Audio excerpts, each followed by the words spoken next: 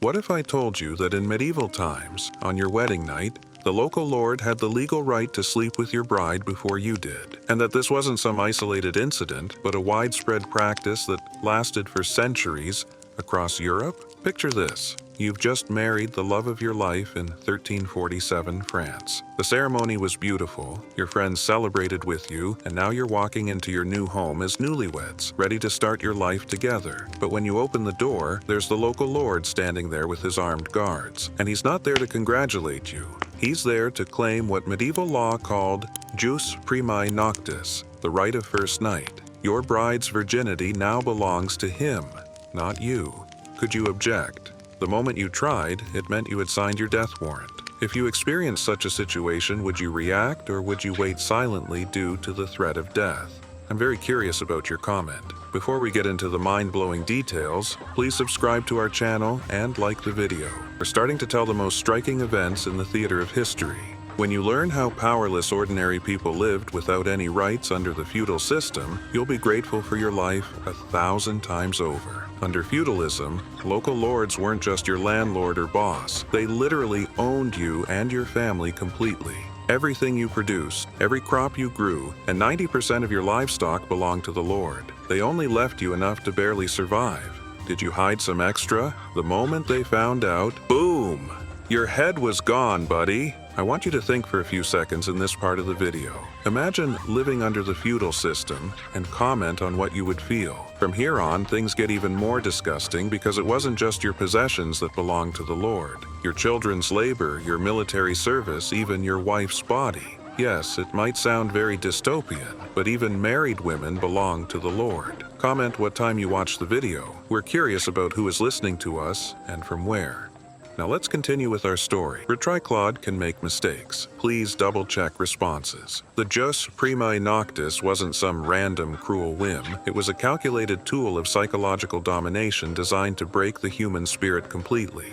Because think about it. What's the most intimate, personal moment in a person's life? Their wedding night. And if you can control that, you can control everything. But here's what's really going to make your blood boil. This wasn't just about sex. It was about establishing absolute dominance over every aspect of human existence. The Lord was essentially saying, I own your wife more than you do. I own your most sacred moments. I own your dignity.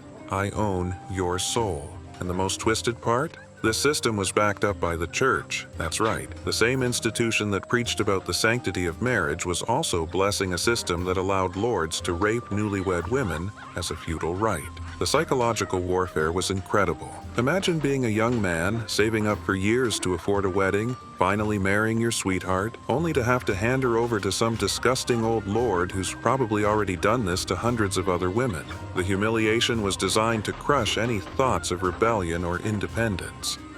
Now here's where this story gets even more disgusting. And trust me, I thought we'd already hit rock bottom. The medieval church, which claimed to represent God's will on earth, actually provided the legal and moral framework for this horrific practice. See, the church had convinced people that all earthly authority came directly from God. So when the Lord claimed his right to your wife, he wasn't just exercising feudal law, he was supposedly exercising divine right. The church taught that opposing the Lord was the same as opposing God himself.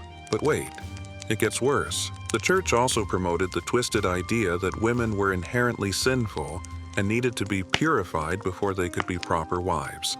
And guess who was supposedly qualified to do this purification? That's right, the Holy Lord who had been blessed by the church. This created the most perverted catch-22 in human history. The very institution that was supposed to protect the sanctity of marriage was also the one providing religious justification for its violation. And here's the part that's going to make you see red. Many priests would actually perform ceremonies to bless the Lord's first night rites. They would literally pray over this act of sanctified rape, calling it a sacred duty. The church also made sure that any woman who resisted was branded as a heretic or a witch. Remember, this was the era when thousands of women were being burned alive for far less serious crimes. So resistance wasn't just dangerous, It was essentially a death sentence. But here's what's really sick about the church's involvement. They were getting a cut of the profits. Lords would often make donations to the local church in exchange for their blessing of the first night practice. So the church was literally profiting from systematic sexual abuse. The psychological manipulation was incredible. They convinced people that this degrading practice was actually good for their souls, that suffering this humiliation would bring them closer to God. It's hard to imagine a more effective system of mental control. But here's where the story takes an unexpected turn that's going to restore some of your faith in humanity. Not everyone just accepted this sick system. There were countless acts of resistance that historians have largely ignored because they don't fit the narrative of helpless peasants. Some couples would secretly marry and consummate their relationship before the official ceremony, then pretend the bride was still a virgin. This was incredibly dangerous because if they were caught, both would be executed for theft of the Lord's property. Other communities developed elaborate codes and warning systems. If a lord was approaching for a wedding, riders would spread the word quickly, allowing couples to flee to neighboring territories or hide in the forests until the danger passed. But here's the most badass form of resistance. Some women would deliberately make themselves undesirable on their wedding day. They would refuse to bathe, cover themselves in animal dung, or even deliberately injure themselves to avoid the Lord's attention. Talk about hardcore dedication. There are also records of lords being mysteriously poisoned or accidentally killed right around wedding seasons. While these deaths were officially blamed on illness or hunting accidents, the timing was suspiciously convenient. Some communities clearly had organized resistance movements that modern historians are just beginning to uncover. And get this, some brave women would actually confront the lords directly. There are documented cases of brides who stood up and publicly shamed lords, calling them out for their disgusting behavior in front of entire communities. These women knew they would probably die for their defiance, but they chose dignity over survival. But perhaps the most effective resistance came from the emergence of free towns, communities that managed to buy or fight their way out of feudal control. These towns would actively recruit skilled craftsmen and farmers by promising them protection from feudal abuses, including the first night practice. Now let's dig into the really dark psychology behind why this practice was so effective as a tool of control, because understanding this reveals some disturbing truths about power dynamics that are still relevant today. The rite of first night wasn't random cruelty. It was a carefully designed psychological weapon that attacked the very foundation of human bonding and community formation. By controlling the most intimate moment in people's lives, lords were essentially programming an entire population to accept helplessness. Think about the psychological impact on the men. Your wedding night, which should be the happiest moment of your life, instead becomes a night of humiliation, rage, and complete powerlessness. You're forced to watch as your wife is taken by another man, and there's literally nothing you can do about it. This created what psychologists now call learned helplessness on a massive scale. When people are repeatedly shown that they have no control over the most important aspects of their lives, they stop trying to resist anything. They become perfect slaves.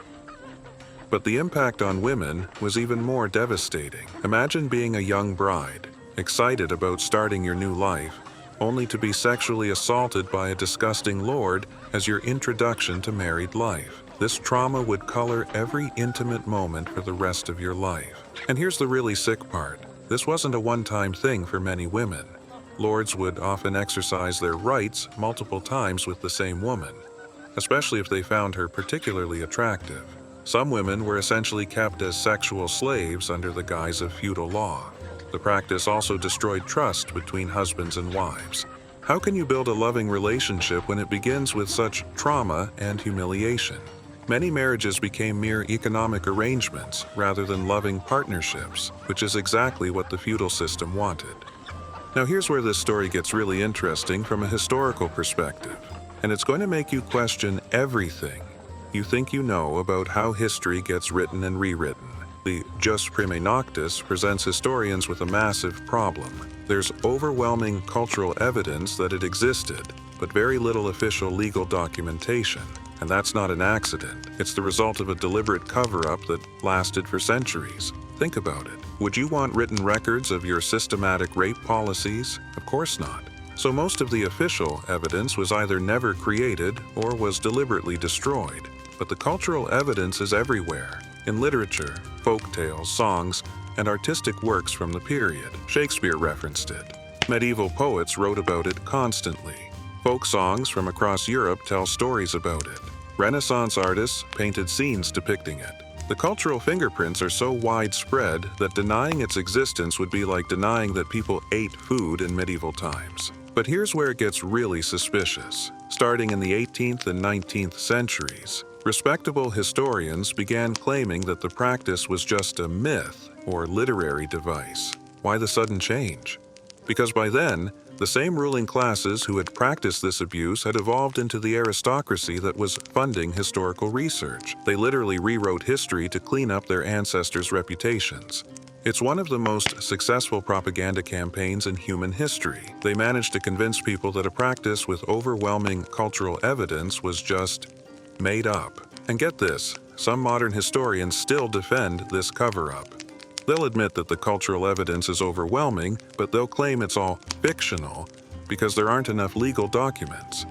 It's like saying the Holocaust didn't happen because the Nazis destroyed most of their records. The truth is, we have more evidence for the existence of Jus Primae Noctis than we do for many other medieval practices that historians accept without question. The only difference is that this particular practice makes the ruling classes look bad.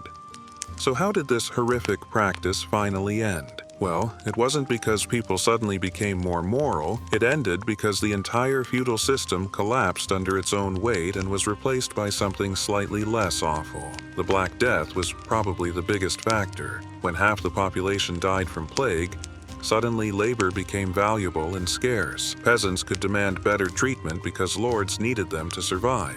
Dead peasants don't produce crops, after all.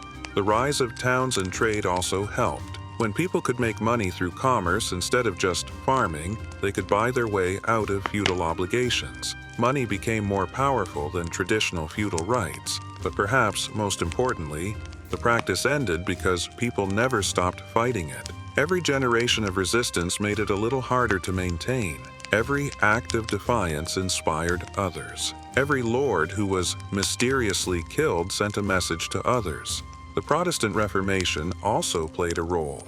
When people started questioning the Church's authority on religious matters, they also started questioning its authority on everything else. If the Pope could be wrong about salvation, maybe he was also wrong about feudal rights. But here's what's really important to understand. The end of Jus Primae Noctis didn't mean the end of sexual exploitation by powerful men. The practice just evolved into different forms that continue to this day. The same psychology that made feudal lords think they owned women's bodies is still operating in corporate boardrooms, Hollywood studios, and political offices around the world. The methods have changed, but the underlying mentality of sexual dominance as a tool of power remains. This nightmarish chapter of human history has taught us how true the saying, "Those who don't learn from history are doomed to repeat it," really is. This story isn't just about the past. It's about understanding the present and building a better future. Because the same forces that created the rite of first night are still out there, still looking for new ways to control and exploit people. But now, you know what to look for. Now, you understand how these systems work. And knowledge, as they say, is power. Thank you for listening to our content all the way through. We'd be delighted if you subscribe to our channel and like the video. Until the next episode, may all good things find you.